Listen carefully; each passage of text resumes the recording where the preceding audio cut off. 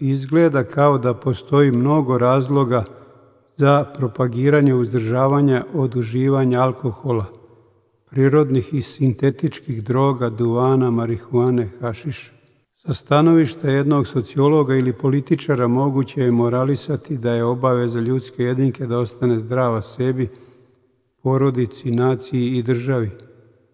Sa pozicija prirodnjaka, crkvenjaka ili naivnog filozofa moguće je moralisati da je čovjek obavezan prirodi ili Bogu da u interesu nastavka vrste ostane zdrav telom i duhom, da bi zdrave potomke rađao, vaspitao i iza sebe vrsti i društvo ostavljao.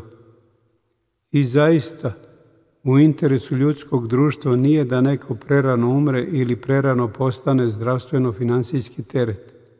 Ali prirodi i Bogu je to svejedno. Uvijek će biti onih koji žive zdravo. U suštini ta stvar stoji ovako. Razvoj ljudske vrste još nije završen. Nije čovjek svako ko tako izgleda. Telesno smo lepo uobličeni i sve telesne teškoće su bile u službi uobličavanja funkcionalno savršenog bića. Alkohol i droge su provokacija, test materijal. Kojim uspe odoleti, nastavit će ka vrsti mentalno razvijenih ljudskih jedinki. Kojim padne u zamku, može ih uživati i prema intenzitetu uživanja nestati. To im mi možemo u njihovom trošku dozvoliti. Zavisnost nije samo stečena bolest, nego je i znak nedostatka bića, koje je trebalo biti nezavistan, slobodan čovjek. Ovo zvuči diskriminativno, ali samo zvuči. Ja sam filantrop, ali nije čovjek svako ko tako izgleda.